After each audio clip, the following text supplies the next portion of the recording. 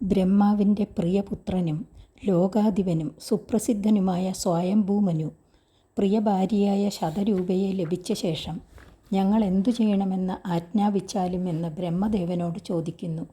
ഭൂമിയെ പരിപാലിച്ച് ആത്മഗുണങ്ങൾക്ക് അനുരൂപന്മാരായ സന്താനങ്ങളെ ജനിപ്പിച്ചിട്ട് ശാസ്ത്രരീതിയെ അനുസരിച്ച് ഭൂമിയെ പരിപാലിക്കുകയും സ്വധർമാനുഷ്ഠാന രൂപങ്ങളായ യത്നങ്ങളെക്കൊണ്ട് ശ്രീനാരായണനെ ആരാധിക്കുകയും ചെയ്യുക എന്ന് ബ്രഹ്മാവ് ഉപദേശിക്കുന്നു. അപ്പോൾ സർവഭൂതങ്ങൾക്കും വസിപ്പാനുള്ള സ്ഥാനമായിരിക്കുന്ന ഭൂമി സർവത്ര നിറഞ്ഞിരിക്കുന്ന ജലത്തിൽ മുങ്ങിക്കിടക്കുന്നുവല്ലോ. അല്ലയോ ഭഗവാനെ, ഭൂമിയുടെ ഉന്നമനത്തിനു വേണ്ടുന്ന ശ്രമം അങ്ങ് ചെയ്യണമെന്ന് മനു ബ്രഹ്മാവിനോട് അപേക്ഷിക്കുന്നു. അധിക നേരം ചിന്തിച്ചിട്ടും ഭൂമിയെ ഉയർത്തുവാനുള്ള ഉപായം അറിയാതിരുന്ന ബ്രഹ്മാവ് ഈശ്വരനെ ശരണം പ്രാപിക്കുന്നു. തൻ്റെ പിതാവും കരുണാനിധിയും സർവാന്തര്യാമിയുമായ ഭഗവാൻ തന്നെ ചെയ്യേണ്ടത് തോന്നിപ്പിക്കട്ടെ എന്ന് ബ്രഹ്മാവ് വിചാരിക്കുന്ന സമയത്ത് ബ്രഹ്മാവിൻ്റെ നാസികാദ്വാരത്തിൽ നിന്നും പെരുവിരലോളം വലിപ്പമുള്ള ഒരു ചെറിയ വരാഹം പുറത്തേക്കു ചാടി. ആ വരാഹ ശിശു ആകാശത്തിൽ നിൽക്കുകയും ബ്രഹ്മാവ് നോക്കിക്കൊണ്ടിരിക്കെ ആനയോളം വലിപ്പമുള്ളതാവുകയും ജലത്തിൽ താണുകിടക്കുന്ന ഭൂമിയെ ദംഷ്ട്ര കൊണ്ട് ധരിച്ച് മേൽപോട്ടുയർന്നു വരുന്ന ആ യത്നവരാഹ രൂപനായ ഭഗവാൻ ദേവശത്രുവായ ഹിരണ്യാക്ഷൻ എന്നുപേരായ ആദിദൈത്യനെയും സംഹരിച്ചു. ആന എന്ന പോലെ അതിശുഭ്രമായ ദംഷ്ട്രാഗ്രത്തിൽ ഭൂമിയെ ധരിച്ചുകൊണ്ട് ജലത്തിൽ നിന്നും മേൽപോട്ടുയർന്നു വരുന്നത് തമാലം പോലെ നീലനിറമുള്ള ഈശ്വരൻ തന്നെ എന്നറിഞ്ഞ ബ്രഹ്മാവ് തുടങ്ങിയ ദേവന്മാർ സൂക്തങ്ങൾ കൊണ്ട് ഭഗവാനെ സ്തോത്രം ചെയ്യുന്നതാണ് വരാഹസ്തുതി. ശ്രീമദ് ഭാഗവതത്തിലെ തൃതീയ സ്കന്ധത്തിൽ 13-ാം അധ്യായത്തിലെ 35 മുതൽ 46 വരെയുള്ള 12 ശ്ലോകങ്ങളാണ് വരാഹസ്തുതി. ആദ്യം വായിക്കാം, പിന്നീട് അർത്ഥം പറയാം. ഇനി അർത്ഥം പറയാം. 1-ാമത്തെ ശ്ലോകം. ഋഷയ ഊജു. ജിതം ജിതം തേ ജിതയത്നഭാവന ത്രയീം തനും സ്വാം പരിധുന്യതേ നമഃ. യദ്രോമഗർത്തേഷു നിലില്യുരുദ്വരാ തസ്മൈ നമഃ കാരണസൂകരായതേ. ഋഷിമാർ സ്തുതിച്ചു. ആരാലും ജയിക്കപ്പെടാതെയും എപ്പോഴും ജയിച്ചുകൊണ്ടിരിക്കുന്ന യത്നമൂർത്തെ, വേദമാകുന്ന രൂപത്തെ ചലിപ്പിച്ചുകൊണ്ട് ഞങ്ങളെ അനുഗ്രഹിക്കുന്ന അങ്ങയെ ഞങ്ങൾ നമസ്കരിക്കുന്നു. യാഗങ്ങൾ ആരുടെ രോമകൂപങ്ങളിൽ അടങ്ങിയിരിക്കുന്നുവോ, കാര്യം നിർവഹിക്കുവാൻ സൂകരരൂപം ധരിച്ചിരിക്കുന്ന ആ അങ്ങേക്കായി നമസ്കാരം. 2-ാമത്തെ ശ്ലോകം.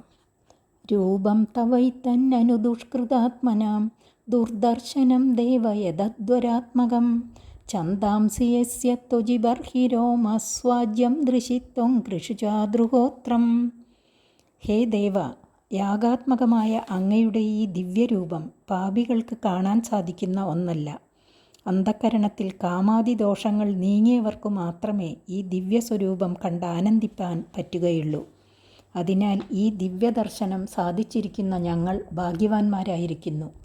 അങ്ങയുടെ ത്വക്കിൽ ഛന്ദസ്സുകളും രോമങ്ങളിൽ ദർഭകളും നേത്രത്തിൽ ആഹൂതിക്ക് വേണ്ടതായ നെയ്യും പാദങ്ങളിൽ ഹോത്യവർഗമായ 4 പേർ ചെയ്യുന്ന കർമ്മവും ഇരിക്കുന്നു. 3-ാമത്തെ ശ്ലോകം. സ്രക്തുണ്ട ആസിൽ ശ്രുവൈശനാസയോ രിഡോദരേ ചമസാ കർണരന്ധ്രേ പ്രാശിത്രമാസ്യേ ഗ്രസനേ ഗ്രഹാസ്തുതേ യച്ചർവണം തേ ഭഗവൻ അഗ്നിഹോത്രം. എല്ലാമായി ഭവിപ്പാൻ സമർത്ഥനായിരിക്കുന്ന ഈശ്വര, അങ്ങയുടെ മുഖാഗ്രത്തിൽ ജൂഹുവും നാസികാദ്വാരങ്ങളിൽ സ്രുവവും ഉദരത്തിൽ ഹവിസ്സിനെ ഭക്ഷിപ്പാനുള്ള ഇട എന്ന് പറയപ്പെടുന്ന പാത്രവും കർണദ്വാരത്തിൽ ചമസങ്ങൾ എന്നുപേരുള്ള സോമപാത്രങ്ങളും മുഖത്തിൽ ബ്രഹ്മഭാഗം വയ്ക്കാനുള്ള പാത്രമായ പ്രാശിത്രവും മുഖദ്വാരത്തിൽ ഇന്ദ്രാദി ദേവന്മാർക്കും ഭാഗം വയ്ക്കാനുള്ള ഗ്രഹങ്ങൾ എന്ന പാത്രങ്ങളും അടങ്ങിയിരിക്കുന്നു. യത്നവരാഹമൂർത്തിയായ അങ്ങയുടെ ചർവണം അഗ്നിഹോത്രം എന്നുള്ള കർമ്മവുമാകുന്നു. 4-ാമത്തെ ശ്ലോകം. ദീക്ഷാനുജന്മോപസദശിരോദരം ത്വം പ്രായണീയോദയനീയദംഷ്ട്രഃ ജിഹ്വാ പ്രവർഗ്യസ്തവ ശീർഷകം ക്രദോസഭ്യാവസത്യം ചിതയോസവോഹിതേ. അതാതവസരത്തിൽ പ്രത്യക്ഷപ്പെടാനുള്ള ഈ മാതിരിയുള്ള അങ്ങയുടെ അവതാരം ദീക്ഷിക്കപ്പെടുവാൻ യോഗ്യമായ ഇഷ്ടി എന്ന കർമ്മം. ഉപസത്തുക്കൾ എന്നു പറയപ്പെടുന്ന 3 വിധമായ ഇഷ്ടികൾ അങ്ങയുടെ കണ്ടനാളമാകുന്നു. ദീക്ഷ കഴിഞ്ഞുടനെ നടത്തുന്നതായ പ്രായണീയ എന്നു പേരുള്ള ശരഭേഷ്ടിയും അവസാനത്തിൽ നടത്തുന്നതായ ഉദനീയ എന്ന ഇഷ്ടിയും അങ്ങയുടെ 2 ദംഷ്ട്രങ്ങൾ. പ്രാവർഗ്യം എന്ന മഹാവീരകർമ്മം അങ്ങയുടെ ജിഹ്വയാകുന്നു. സഭ്യം എന്ന ഹോമരഹിതാഗ്നിയും അവസദ്യം എന്നു പറയപ്പെടുന്ന ഔപസനാഗ്നിയും യത്നമൂർത്തിയായ അങ്ങയുടെ ശിരസ്സാകുന്നു. യാഗത്തിനായി അഗ്നിയെ ഉജ്ജ്വലിപ്പിക്കുവാനുള്ള ചമതകൾ അങ്ങയുടെ പ്രാണങ്ങളാകുന്നു. 5-ാമത്തെ ശ്ലോകം. സോമസ്തുരേതസ്സവനാന്യവസ്ഥിതി സംസ്ഥാവിഭേദാസ്തവ ദേവതാദവഃ സത്രാണി സർവാണി ശരീരസന്ധിസ്ത്വം സർവയത്നക്രതുരിഷ്ടിബന്ധനഃ. സോമം എന്ന ഔഷധവിശേഷം അങ്ങയുടെ രേതസ്സും പ്രാതമധ്യാഹ്ന സായങ്കാലങ്ങളിൽ അനുഷ്ഠിക്കുന്ന കർമ്മങ്ങളായ സവനങ്ങൾ, ബാല്യ യൗവന വാർദ്ധക്യാദി അവസ്ഥകളും, അഗ്നിഷ്ടോമാദികളായ 7 വിധ കർമ്മങ്ങൾ, 7 ധാതുക്കളും, സർവസത്രങ്ങൾ, ശരീരസന്ധികളുമാകുന്നു. സോമം എന്ന ഔഷധരസം ഉപയോഗിക്കാതെ നടത്തുന്ന യത്നങ്ങൾ എന്നു പറയപ്പെടുന്ന കർമ്മങ്ങളും സോമരസത്തോടുകൂടിയ ക്രതുവെന്ന കർമ്മവും അങ്ങുതന്നെ ആകുന്നു. 6-ാമത്തെ ശ്ലോകം. നമോ നമസ്തേ അഖിലമന്ത്രദേവതാ ദ്രവ്യായ സർവക്രതവേ ക്രിയാത്മനെ വൈരാഗ്യഭക്ത്യാത്മജയാനുഭാവിതജ്ഞാനായ വിദ്യാഗുരവേ നമോ നമഃ. സമസ്തങ്ങളായ മന്ത്രങ്ങളോടും ദേവതകളോടും ദ്രവ്യങ്ങളോടും കൂടിയവനും സകലങ്ങളായ ക്രതുക്കളോടുകൂടിയവനും കർമ്മസ്വരൂപനുമായ അങ്ങേക്ക് നമസ്കാരം നമസ്കാരം. വൈരാഗ്യം, ഭക്തി, ആത്മജയം എന്നിവയാൽ സാക്ഷാത്കരിക്കപ്പെടുന്ന ജ്ഞാനമാകുന്ന സ്വരൂപത്തോടു കൂടിയ വിദ്യോപദേഷ്ടാവായ അങ്ങേക്ക് നമസ്കാരം നമസ്കാരം. 7-ാമത്തെ ശ്ലോകം.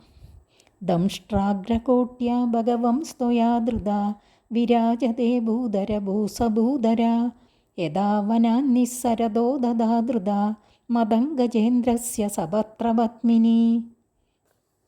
താണുപോയ ഭൂമിയെ ഉയർത്തിക്കൊണ്ടുവരുന്ന ഹേ ഭഗവൻ, അങ്ങയുടെ ദംഷ്ട്രാഗ്രം കൊണ്ട് ഉയർത്തപ്പെട്ടതും പർവ്വതങ്ങളോട് കൂടിയിരിക്കുന്നതുമായ ഈ ഭൂമി ജലത്തിൽ നിന്നും കയറി വരുന്ന മത്തഗജം ദന്തം കൊണ്ട് ധരിച്ചിരിക്കുന്ന ഇലകളും പുഷ്പങ്ങളുമുള്ള താമരവല്ലി എന്ന പോലെ വിശേഷമായി ശോഭിക്കുന്നു.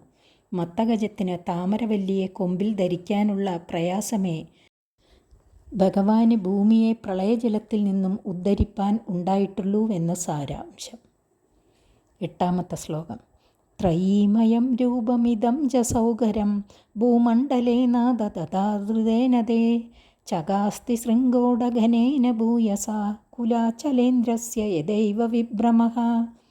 വേദം തന്നെ സ്വരൂപം ധരിച്ചു വന്നിരിക്കുന്നതായ അങ്ങയുടെ ഈ സൂകരാകൃതി ദന്തത്താൽ ധരിക്കപ്പെട്ട ഭൂമണ്ഡലം നിമിത്തം കൊടുമുടിയാൽ ധരിക്കപ്പെട്ട കുലപർവ്വതമെന്ന പോലെ ശോഭിക്കുന്നു. 9-ാമത്തെ ശ്ലോകം. സംസ്ഥാപയൈനാം ജഗതാം സദസ്തുഷാം ലോകായ പത്നീമസിമാതരം പിതാ വിദേമ ചാസ്യൈ നമസാ സഹത്വയാ യസ്യാം സ്വതേജോഗ്നിമിവാരണാവതാഹ. സ്ഥാവര ജംഗമരൂപമായ ലോകത്തിൻ്റെ നിവാസസ്ഥാനമായിട്ട് അങ്ങയുടെ പത്നിയും ലോകമാതാവുമായ ഈ ഭൂമിയെ ജലത്തിൽ സ്ഥാപിച്ചാലും അങ്ങ് ലോകപിതാവാണല്ലോ. ഞങ്ങൾ അങ്ങയ്ക്കും ഭൂമിക്കും നമസ്കാരം ചെയ്യുന്നു. ഈ ജലത്തിൽ താഴാതെ ഉറച്ചിരിക്കുവാനുള്ള വീര്യം അങ്ങ് ഈ ഭൂമിയിൽ അരണിയിൽ അഗ്നി എന്ന പോലെ സ്ഥാപിച്ചിരിക്കുന്നുവല്ലോ. 10-ാമത്തെ ശ്ലോകം. കസ്രദ്ധതീതാന്യതമസ്തവ പ്രഭോ രസാം ഗതായ ഭുവ ഉദ്ദിവർഹണം ന വിസ്മയോസൗ ത്വയി വിശ്വവിസ്മയേ യോ മായയേദം സസൃജേതി വിസ്മയം. ഹേ പ്രഭോ, രസാതലത്തെ പ്രാപിച്ചിരിക്കുന്ന ഭൂമിയെ ഉയർത്തുവാൻ അങ്ങയെ ഒഴിച്ച് അന്യനായ ആർക്ക് ശ്രദ്ധയുണ്ടാവും? എന്നാൽ സകല ആശ്ചര്യങ്ങളുടെയും നിവാസസ്ഥാനമായിരിക്കുന്ന അങ്ങയിൽ ഇത് ആശ്ചര്യമല്ല. എന്തുകൊണ്ടെന്നാൽ അങ്ങയുടെ പ്രഭാവത്താൽ ദേവമാനുഷ മൃഗപക്ഷ്യാദികളായ അന്യോന്യ ഭിന്നവർഗത്തെ ഏകമായ വീര്യത്തിൽ നിന്ന് ജനിപ്പിച്ചതാണല്ലോ. ആ അത്യാശ്ചര്യത്തെ നടത്തുന്ന അങ്ങയുടെ മറ്റേതൊരു പ്രവൃത്തിയും ആശ്ചര്യകരമാണെന്ന് പറഞ്ഞുകൂടാ. 11-ാമത്തെ ശ്ലോകം. വിദുന്നതാ വേദമയം നിജം വപുർജനസ്തപസ്സത്യനിവാസിനോ വയം സടാശിഗോദ്യൂതവിശിവാംബുബിന്ദുഭിർ വിമൃജ്യമാനാ വൃഷമീശപാവിദാഃ. ഹേ ഈശ്വര, അങ്ങയുടെ വേദാത്മകമായ ഈ ശരീരത്തെ ജലത്തിൽ നിന്നും കയറി വന്ന ഉടനെ കുടഞ്ഞ സമയം സടകളുടെ അഗ്രഭാഗങ്ങളിൽ നിന്ന് പുറപ്പെട്ട പരിശുദ്ധ ജലത്തുള്ളികൾ ജനർലോകം, തപോലോകം, സത്യലോകം എന്നീ സ്ഥാനങ്ങളിൽ വസിക്കുന്ന ഞങ്ങളുടെ ശരീരങ്ങളിൽ സ്പർശിച്ചതുകൊണ്ട് ഞങ്ങൾ ഏറ്റവും പരിശുദ്ധന്മാരാക്കപ്പെട്ടു. 12-ാമത്തെ ശ്ലോകം. സവൈബദഭ്രഷ്ടമതിസ്തവൈഷതേ യ കർമ്മണാം പാരമപാരകർമ്മണഃ യദ്യോഗമായ ഗുണയോഗമോഹിതം വിശ്വം സമസ്തം ഭഗവൻ വിദേഹിശം. ഹേ ഭഗവൻ, അങ്ങയുടെ കർമ്മബന്ധങ്ങൾക്ക് അവധിയില്ലാതിരിക്കെ അവയുടെ അവധി കാണണമെന്ന് ആഗ്രഹിക്കുന്നവൻ ബുദ്ധിയില്ലാത്തവൻ തന്നെ. എന്തുകൊണ്ടാണ് ഇങ്ങനെ ആഗ്രഹിക്കുന്നതെന്നാൽ അവിടുത്തെ യോഗമായയുടെ ഗുണങ്ങളോട് ചേർന്നതുകൊണ്ട് ആ വിധം ആഗ്രഹമുണ്ടാകുന്നതാകുന്നു. എല്ലാ ലോകവും മായാഗുണമോഹിതമായിരിക്കുന്നു. ഞങ്ങളാകട്ടെ അങ്ങയെ ശരണം പ്രാപിക്കുന്നു. ഞങ്ങൾക്ക് സൗഖ്യം നൽകണമേ. വരാഹസ്തുതി അവസാനിച്ചു. ഹരി ഓം.